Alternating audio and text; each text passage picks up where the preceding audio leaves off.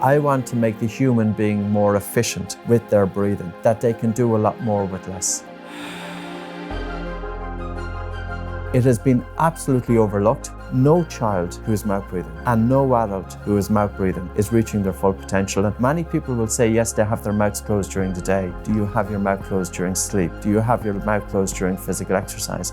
And when I look at individuals coming in with anxiety, panic disorder, high stress levels, I'm seeing fast upper chest breathing. How can you address agitation of the mind unless you address breathing? 2 new studies just out tying sleep apnea, a common disorder that causes snoring and dangerous pauses in breathing at night, to cancer. From a child into my teenage years, I had chronic nasal obstruction, I was a chronic mouth breather, and I had chronic asthma. I was mouth breathing, and then my sleep is impacted. I'm constantly in fight or flight response. Other symptoms of sleep apnea in children include hyperactivity, trouble focusing in school, depression or anger, and even bedwetting. Now, you send a child into school with that breathing pattern. I was losing interest in school. In 1988, I left school altogether. It was my breathing that was holding me back. It wasn't my intelligence. We need a drastic change in the healthcare model. Maybe it's when their pockets are hurt, but this is where we need the awareness in the general public. I've worked directly with about 5, 6, 7,000 people. I've seen Olympic athletes, their sleep improved. One of our instructors is training Navy SEALs. You know, there's a reason that these guys now are bringing it in, because it's not just about sleep, it's not just about a stuffy nose, it's about so much more else.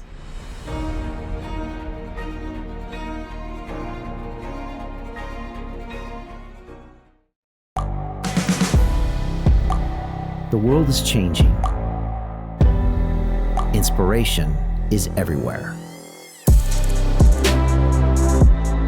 It has never been so easy to connect, share, and bring people together. We're learning from others and finding the best in ourselves. Challenging our beliefs, sharing our vulnerability, overcoming our fears, transforming ourselves so we can transform the world. How far can we go?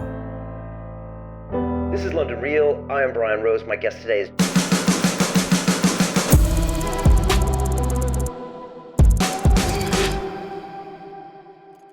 With almost 50 years on this planet, I pretty much figured that I knew how to breathe.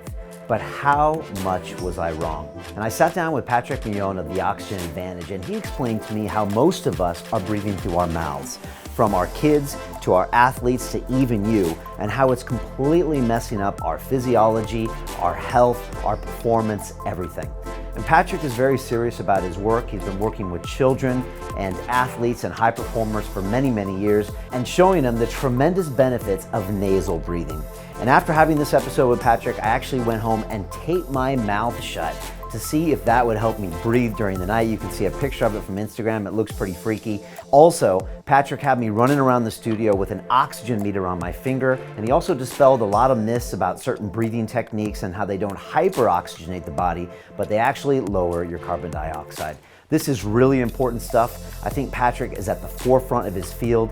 He works with people like Laird Hamilton and people at the high level of their game, and I know you're gonna find this incredibly helpful. Definitely pay attention. This could affect you, your health, your kids, and everything. So sit back and enjoy my conversation with Patrick.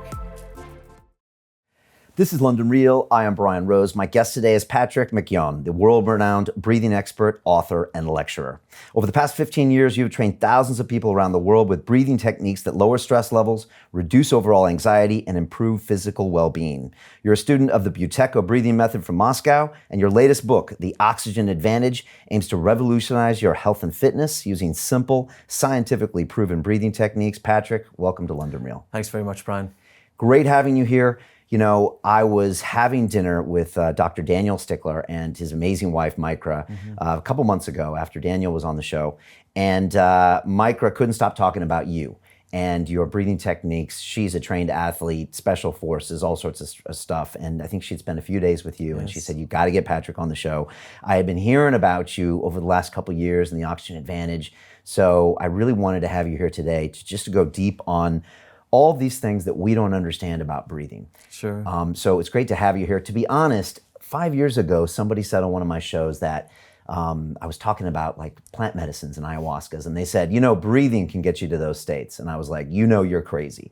And honestly, I never thought breathing could ever do anything. And then you saw people like Wim Hof come onto the scene and all these different breathing techniques. And I think, Patrick, people are starting to take breathing seriously. I think so. But I know most of your life, you were banging on the door saying, everybody wake up. Yes. This is really serious stuff. It can affect your child development, your sleep, your health, your everything. But you spent a lot of your career trying to get people to wake up, right? Just to a large degree, you know. I had a motive here because from a child into my teenage years, into my mid-20s, I had chronic nasal obstruction. I was a chronic mouth breather, and I had chronic asthma. And if you have inflammation of the lungs, it's not just isolated to the lungs. Because now, since 2007, researchers have identified it as one airway. So your nose, your throat, your lungs are all linked. And if there's a problem with one, it can travel up to the other and vice versa. And the thing about the nose is, if you have nasal obstruction, if you have a stuffy nose, you're twice as likely to have a sleep problem. So here as a kid, I was having asthma, I was caught for breath. Because I was having asthma, I had also nasal obstruction because it's very common that the two go hand in hand. And because of that then, I was mouth breathing, and then my sleep is impacted. And of course, I'm breathing fast upper chest. I'm constantly in fight or flight response. Now, you send a child into school with that breathing pattern. And that child, in primary school, I was bright. I was top of the class. Come secondary school, high school, I dropped from the top of the class right down to the bottom. I was losing interest in school. In 1988, I left school altogether, and people are probably shocked with that. Why is a kid at 14 years of age leaving school? My parents were realists because they were seeing that if a child doesn't want to continue, and also the measurement of intelligence and success is not necessarily based on academic ability. Many people have high academic qualifications, high academic intelligence, and they have achieved very little. Creative people, intuition, and there's other aspects of intelligence that is not taught through the educational system. I had a bit of drive with me, but I had poor health. So make a long story short, actually we went back to school a year later, and I drove myself through school, got into university, got into Trinity College in Dublin, which is a pretty decent college to get into. I had to spend 10 hours a day studying. That's what I did. So my motive is, it was my breathing that was holding me back. It wasn't my intelligence. It was my chronic mouth breathing. And I was going to doctors every 3 months. I was in hospital a few times. Not one healthcare professional during that time says, Patrick, breathe through your nose. In early 2000s, probably 1998, 1999, I came across a newspaper article. And the newspaper article spoke about a Russian doctor, and he said two things. He says, breathe through your nose and you breathe light. And as a chronic mouth breather, I was doing none of those things. I was breathing through my mouth. I was often caught for breath, and I had fast, noticeable breathing. Not that you're having an asthma attack all the time or a panic attack, but that your breathing is in excess of what it should be. And this is the crux of it. When I switched to nasal breathing, my sleep within 2 to 3 days, I woke up more alert than I had in the previous 10 to 15 years. That's not an exaggeration. 10 to 15 years?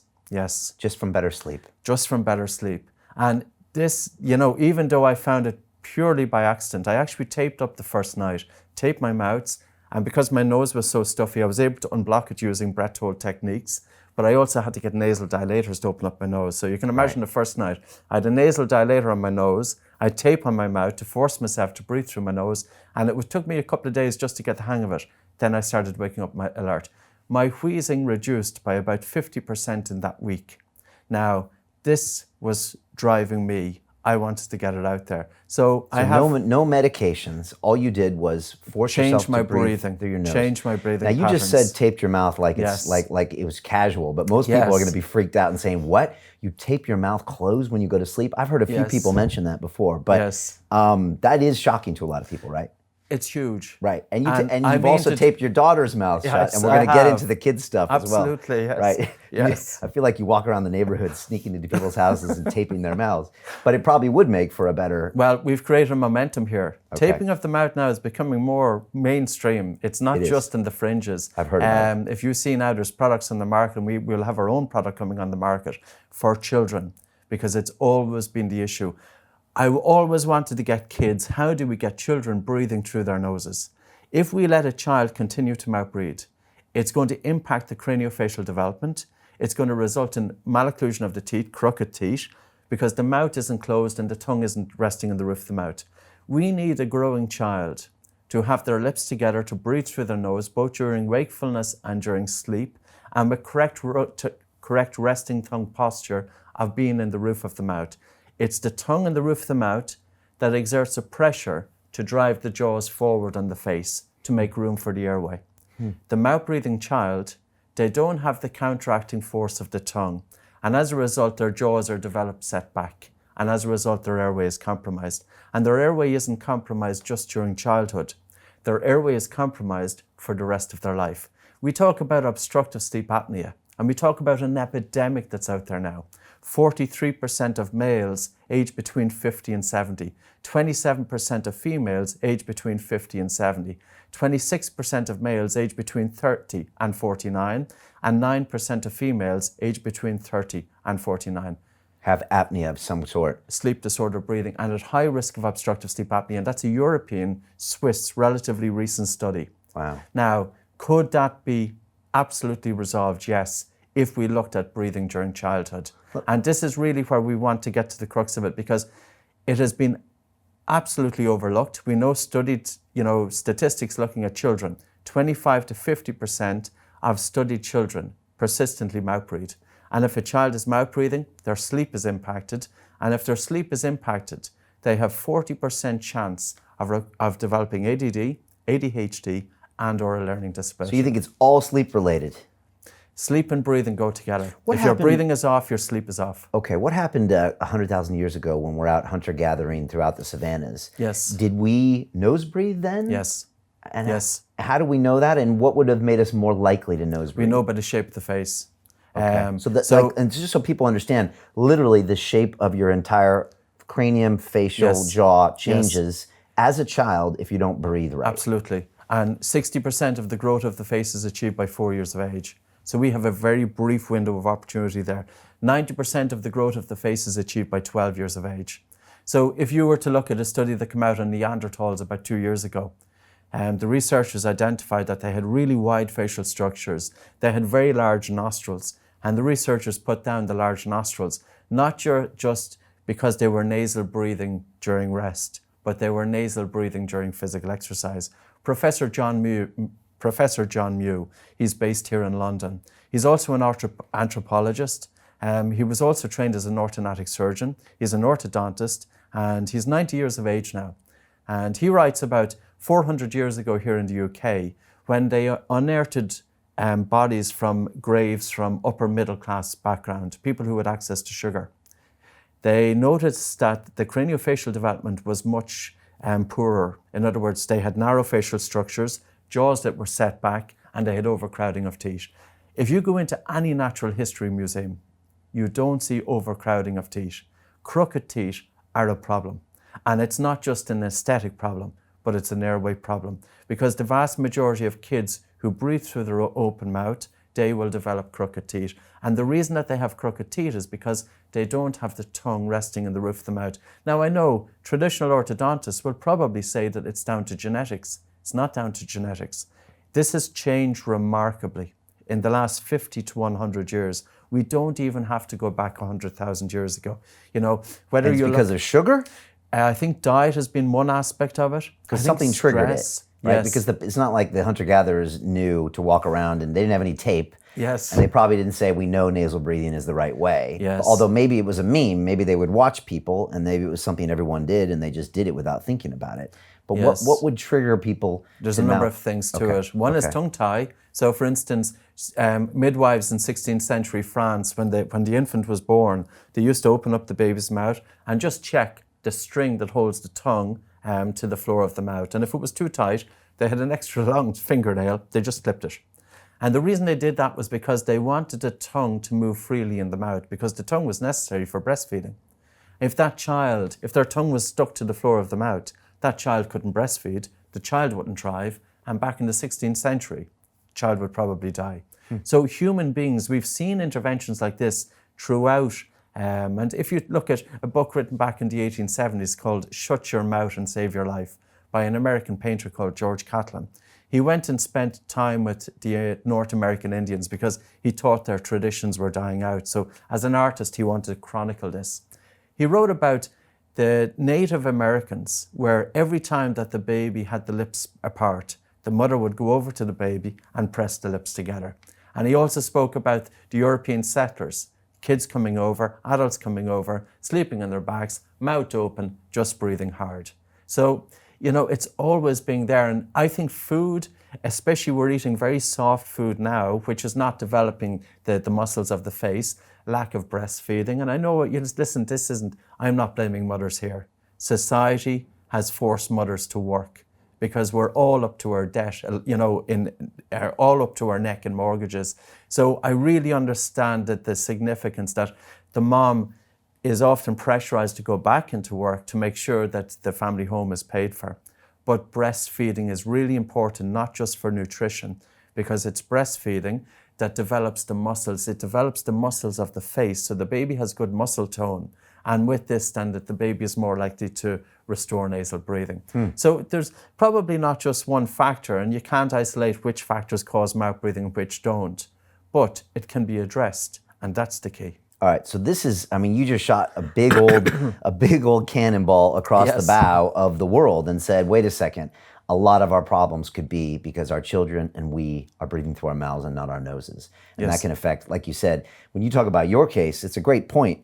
So again, you've got all this, inflammation happening in your lungs, going to your nose, then you're lacking of sleep, you have anxiety, you send that kid into school, and now you've got a dysfunctional student. Yes. And now that can ruin lives. Totally. And this can also self-fulfill and continue. Yes. So, okay, a little bit back to your story. How did you figure all this stuff out? So just maybe finishing on your story. You read the article about the Russian that said, close your mouth, breathe through your nose. Yes. Tell us a bit more. And I had finished my master's and I was in the corporate world at the time. So my job as a kind of mid-20s was looking after staff. I was in middle management and I always felt highly stressed. And I felt I didn't like when I was working, it was an American multinational called Enterprise Rent-A-Car. I didn't like the degree of control that was put on us as employees, that every move was kind of restricted. That's how I felt. I didn't like the pressure that was put on me, and for me then to put that pressure then on the people underneath me. And I felt it was just absolutely being milked. So I hated it. And I absolutely hated going into work of a Monday morning. And this was a good thing, because I took such a risk leaving that job, leaving the company car, leaving a good wage, and start breathing. And I went into the father-in-law and I told him I'm leaving. I wasn't married at the time.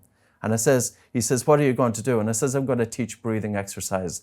And I could see him going like that, kind of. So I knew then, it took a risk, and maybe the naivety, because I was only a kid in my mid-20s, that naivety, and also because I hated my previous job so much, it gave me the momentum and the drive to get out of there and to start. So I contacted the Russian embassy because I didn't know anybody in Russia, and I couldn't find a Russian speaker in Ireland. There was no immigration in Ireland, very little, back in the late 1990s. Right. So I contacted the Russian embassy and I asked, could they track down the people in Moscow? So I made contact with them. I ended up flying over. I trained with them in Moscow, and I was accredited by the professor, Konstantin Bew-tech-oh. And then I came back to Ireland and I started working primarily with people with asthma. So we put it out, the local newspaper wrote a story. I had my first 3 clients. This was in 2002. Okay. So I put my university degree absolutely to one side. And I started working with kids with asthma and adults with asthma, teaching them, the breathing exercises. And media really got behind it. I was so lucky. The Irish Independent wrote articles. I was on television.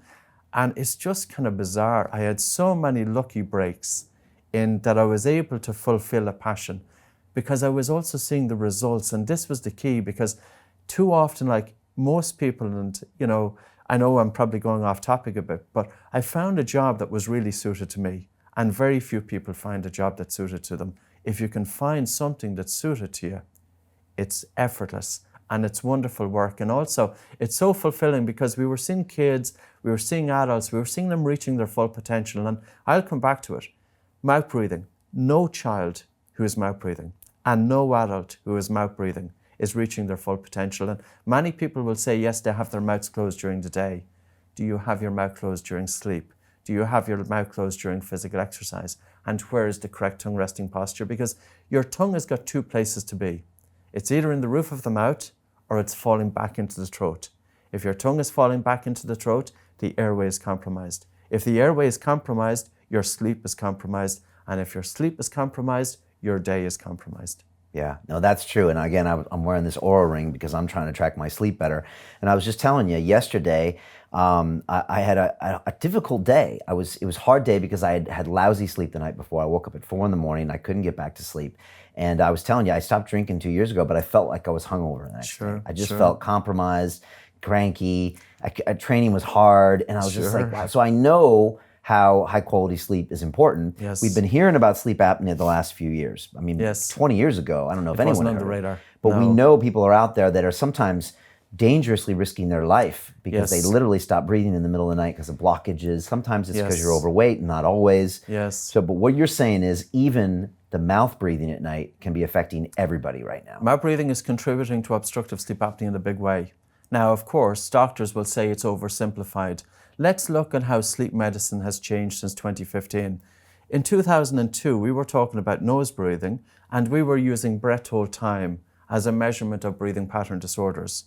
2018, Messino, who is a Harvard medical doctor, in looking at one of the phenotypes of obstructive sleep apnea called loop gain, he said, how do you measure loop gain? You use breath hold time.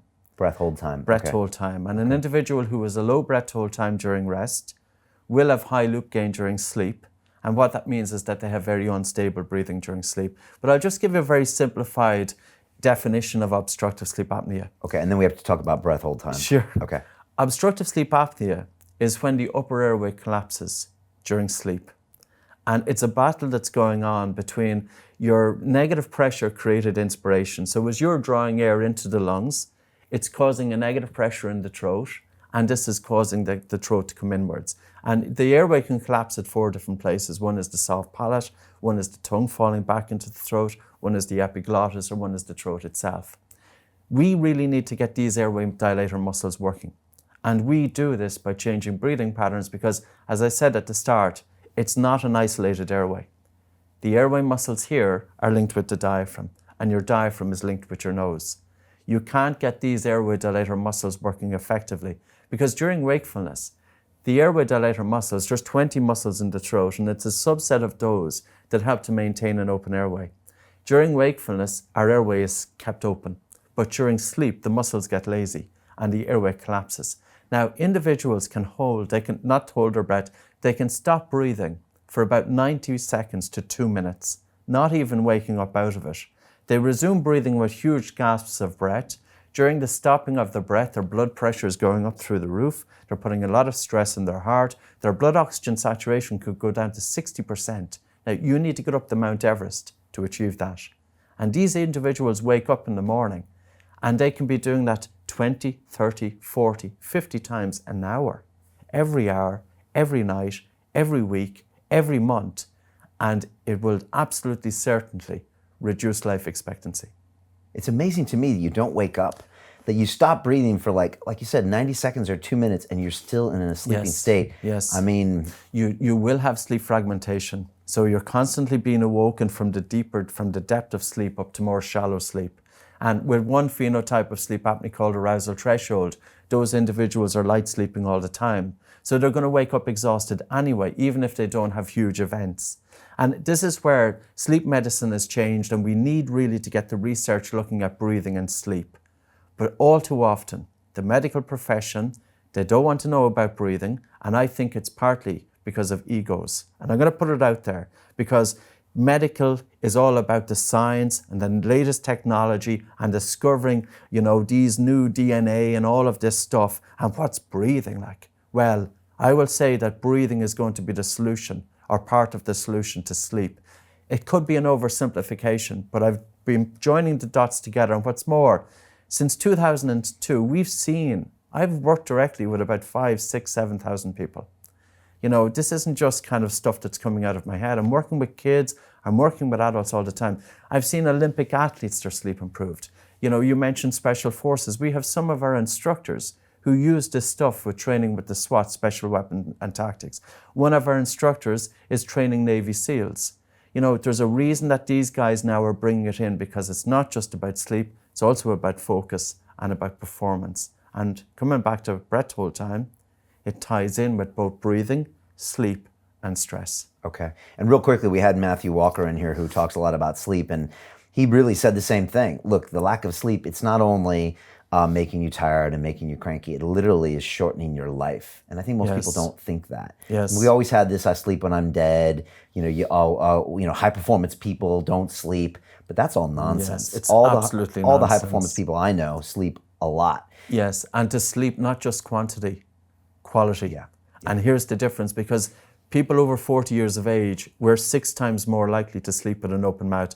We're 6 times more likely to spend at least 50% of our sleep time breathing both through the nose and through the mouth.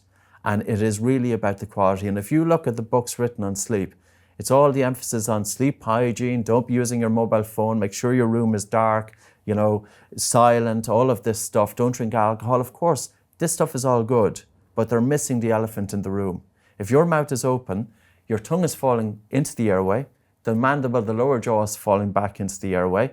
There's a resistance to your breathing that's 2.5 times more breathing through your mouth during sleep. That resistance is creating turbulence to airflow. And also, we need nasal breathing to harness nitric oxide as a signaling molecule to the upper airway dilator muscles. We need carbon dioxide, because carbon dioxide is not just the drive to breathe, even though people think we breathe to bring in oxygen. We don't. We actually breathe to get rid of excess CO2. But if we're breathing hard, and if we're getting rid of too much carbon dioxide from the blood through the lungs, the brain doesn't send a signal to these upper airway dilator muscles. We need nasal breathing for diaphragmatic breathing for increased lung volume, and increased lung volume for stiffening of the pharyngeal airway. There's too many dots there. We have to, and that's what I would love is if we had some research. Let's get individual nasal breathing. Let's get their tongue resting in the roof of the mouth. Let's get diaphragmatic breathing, slow breathing with a good breath hold time. And I will leave with this. Dr. Christian Guilleminault was a Stanford medical doctor. In the 1970s, he coined the phrase obstructive sleep apnea. He also developed the apnea-hypopnea index, which is a measurement of the severity of sleep disorder breathing. Since 2015, he's been talking about the critical importance of restoring nasal breathing. And one of his quotes is, "The only valid and complete correction of pediatric sleep disorder breathing is restoration of continuous nasal breathing, both during wakefulness and during sleep." And what's more, thousands of kids are getting their adenoids removed, they're getting their tonsils removed because to help open up the airway. There's a 67% chance of relapse in 2 years unless nasal breathing is restored. Now, 6 years ago, I put my daughter through adenoidectomy and tonsillectomy. If I was to do it again, I wouldn't have done it.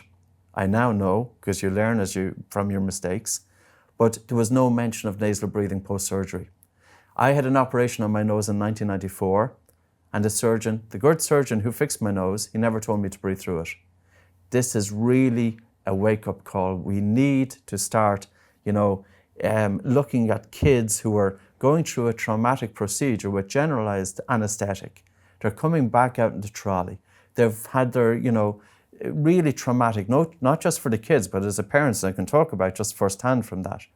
Why are we allowing these kids to persist with mouth breathing that it's only going to be short term? Do you think in 50 years we'll look back on this as just like idiocy, like we used to smoke cigarettes and doctors we used to recommend it, that we weren't actually nasal breathing? The drivers here are going to be the general public, and it's the general public which is driving this. And I think what's going to happen is that the general public will drive it. It takes 20 years for something to happen in the field of medicine. And, I'd written a few books primarily on health, and the emphasis was health, asthma, anxiety, sleep, craniofacial development in children. And I was just thinking, why aren't, okay, dentists have been brilliant. There's a cohort of dentists and different, like a lot of 50% of my time is kind of giving talks, sleep disorder breathing to the dental profession. But the medical profession have really lagged. And it does take about 20 years there.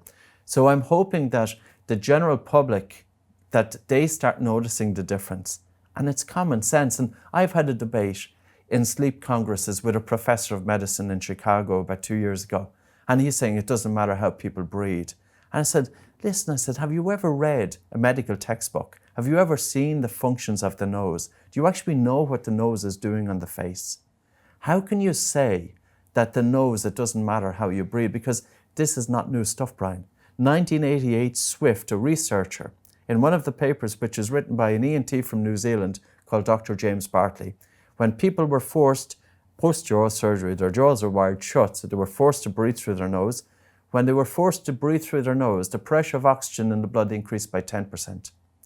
Like, I can break down from just, the benefits of nasal breathing. And none of this is new. Dr. Morris Cotley founded the Rhinological Society in the 1970s. He said the human nose performs 30 functions in the human body. We are the only species on Earth, with the exception of a dog, who persistently mouth breathes. And a dog mouth breathes to regulate body temperature. The racehorse, the cheetah, the elephant, any animal that's healthy, nasal breathe.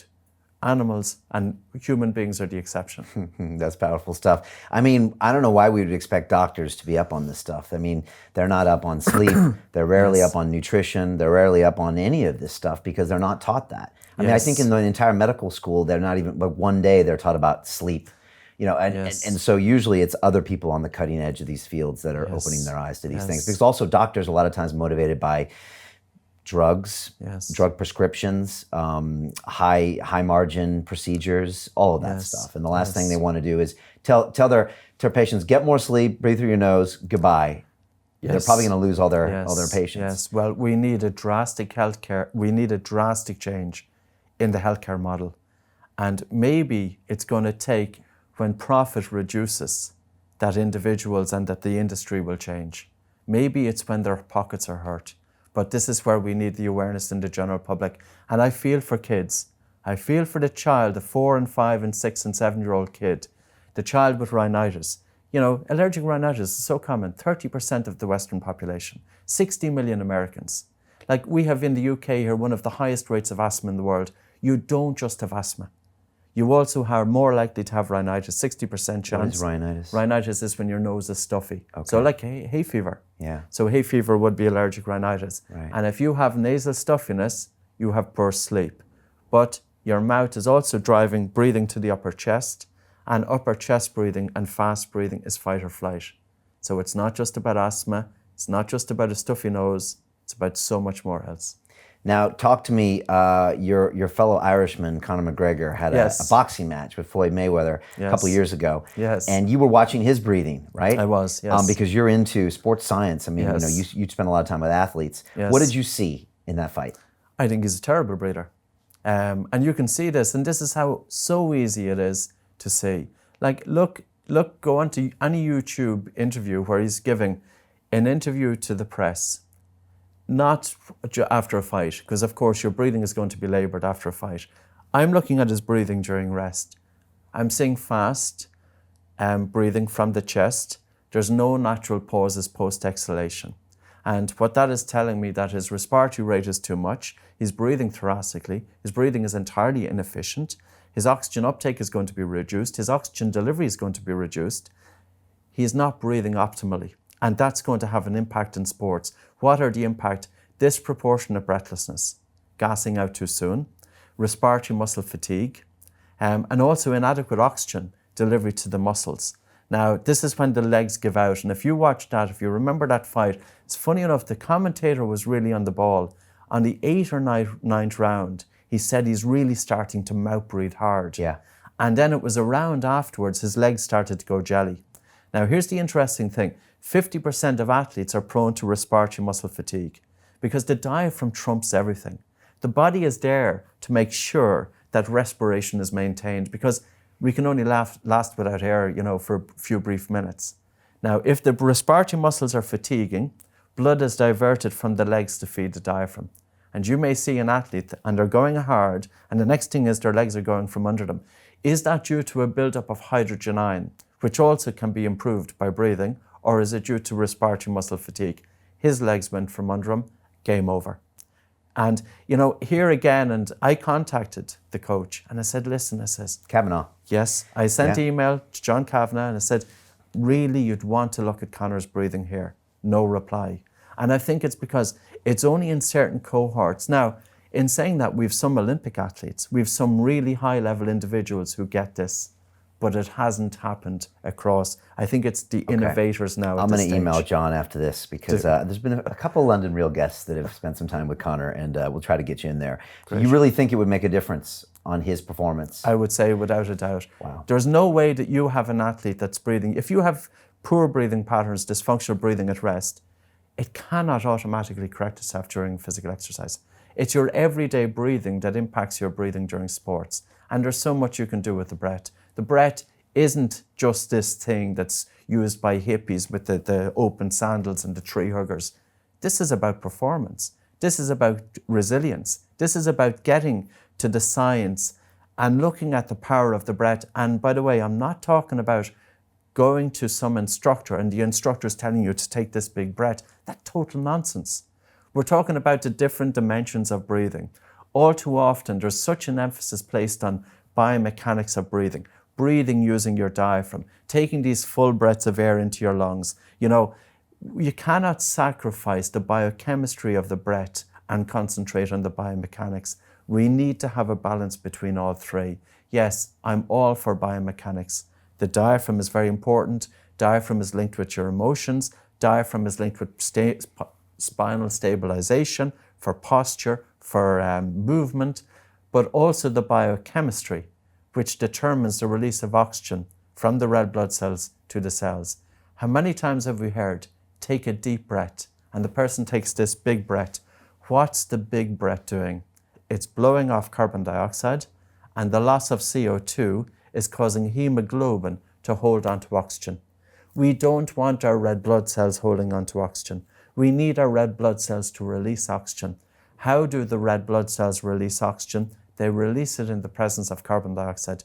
As carbon dioxide increases, blood pH drops, and the affinity of hemoglobin for oxygen reduces. This was discovered in 1904.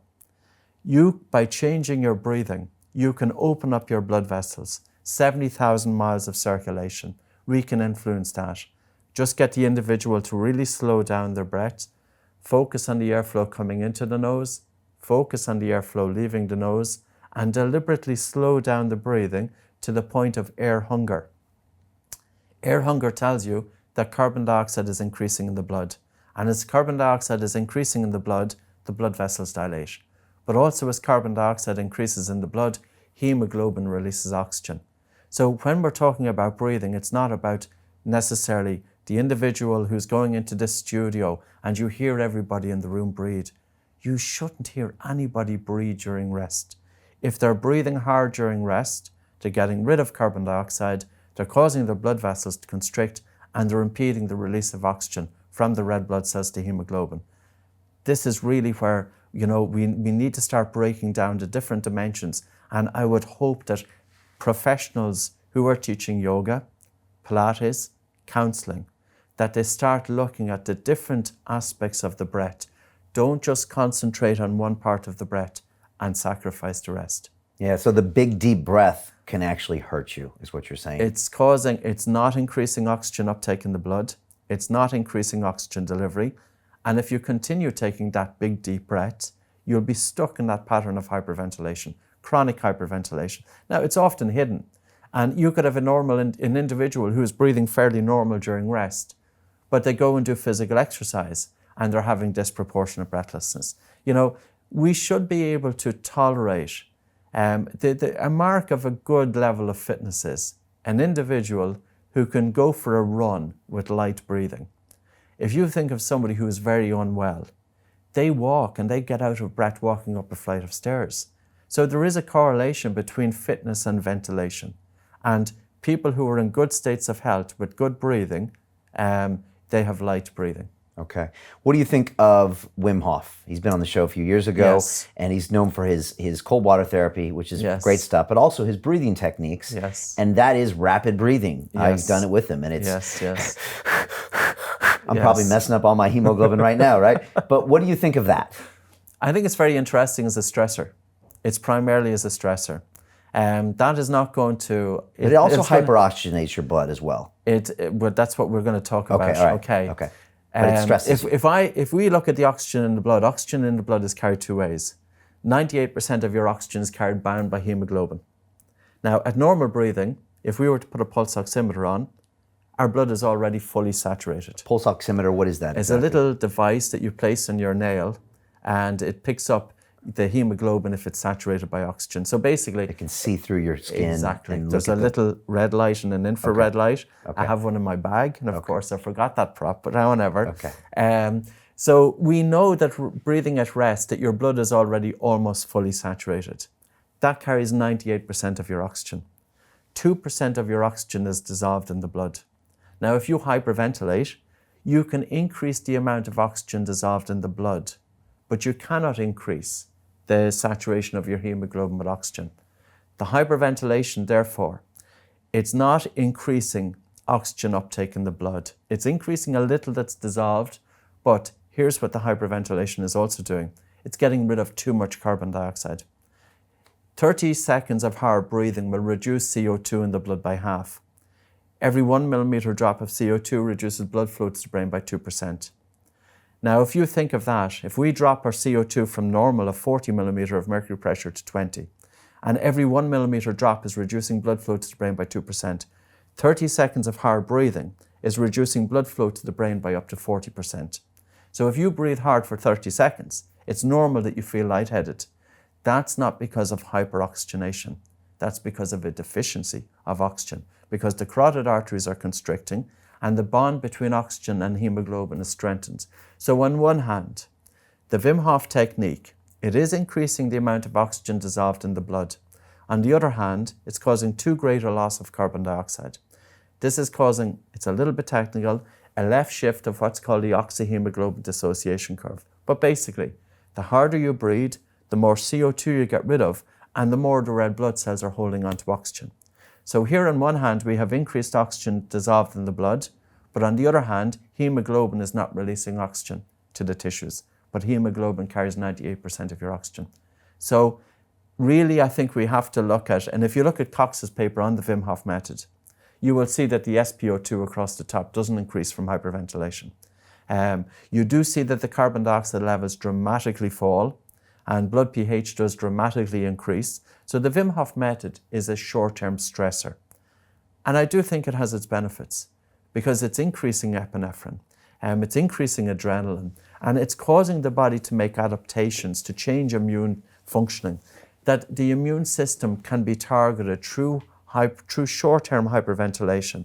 And this could play a really good role in conditions of autoimmune disease. Which is the success he's had, right? Yes. And they've done studies at the universities in Holland about that. Correct. Right? So there's absolutely benefits to it. I am going to say it's not going to suit everybody. If you hyperventilate for 2-3 minutes, you can have a natural cessation, a natural apnea as a result of it, that your blood oxygen saturations can drop so low, and you have to be careful. And it's not just about, because like, I'm playing with the breath all the time. 3 months ago, we had a guy doing the hyperventilation. We had him then, he was hyperventilating, didn't respond. 2-3 minutes, no response. Slapping his face, no response.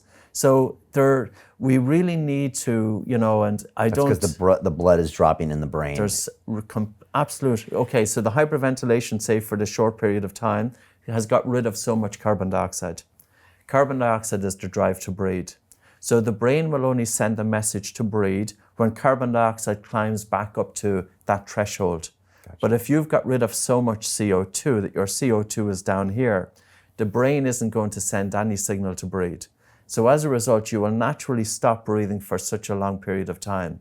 And during that time, your blood oxygen saturation will drop because your cells are taking oxygen from the blood, but you've stopped breathing, so you're not replenishing oxygen in the blood. The blood oxygen saturation can drop, the SpO2 can drop down to 40 or 50%. This doesn't happen on Earth. Even if you were at Mount Everest, you wouldn't drop your blood oxygen saturation down that low. So I would be careful. So it's potentially dangerous. And you've seen Wim come out and say, don't do the water techniques with the breathing techniques. Absolutely. So if anyone's listening to that, make sure you don't. Yes. Because one of a guy named Josh Waitzkin, who was one of the guys that was on the Tim Ferriss podcast early on, and Josh was in that movie Searching for Bobby Fischer. He was like a chess prodigy. Yes. And he was swimming in a New York City athletic club. He's a very accomplished swimmer, but he was doing these breathing techniques, and he basically passed out on the bottom of the pool. Yes. And he was there for minutes, and it was amazing that he didn't actually take water in. He kept his mouth closed for some reason. Maybe he was he completely stopped breathing. Yeah. So because again, if you hyperventilate before getting into a pool, you're getting rid of your alarm to breathe. So you're underwater, you feel absolutely no sensation to breathe because your CO2 levels are being depleted. Right. It's not about the CO2 at this point. Your oxygen levels are also dropping.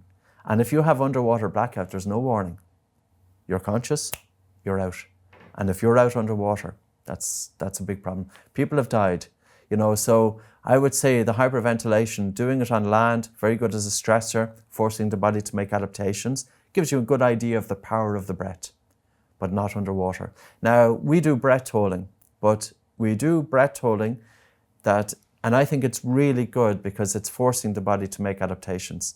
Now, when we normally do a breath hold, we have the individual, they're walking or they're jogging, and then I'll have them take a breath in through the nose, breath out through the nose, and they pinch their nose.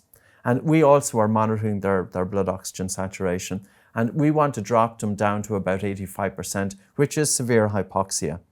But the difference between the Wim Hof technique and the oxygen advantage in it, so we always get the question. Wim Hof technique is a hypoxic, hypocapnic approach. Low O2, low CO2. Oxygen advantages, low O2, high CO2. Now, what happens when you do low O2 and high CO2? Well, if you deprive the muscle of oxygen, short term, the hydrogen ion coming from the muscle doesn't get oxidized because there's not sufficient oxygen. If it gets oxidized, it forms water. So instead, in a deficiency of oxygen, that hydrogen ion associate with pyruvic acid, that in turn forms lactic acid. Lactic acid then will dissociate into hydrogen ion and lactate. Carbon dioxide at the same time is increasing during the breath hold, and we can further increase hydrogen ion and bicarbonate. So we have a hydrogen ion from the low oxygen, we have a hydrogen ion from the high CO2, so we're disturbing the blood acid-base balance, we're stimulating anaerobic glycolysis. This then is forcing the body to increase the buffering capacity, probably inside in the muscle compartment. So therefore the hydrogen ions and CO2 that's released from the muscle is released far more slowly.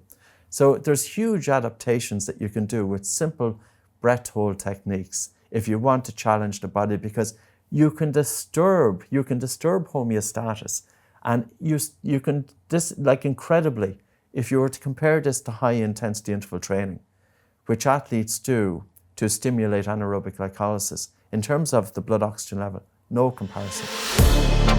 To continue watching the rest of the episode for free, visit our website londonreal.tv or click the link in the description below.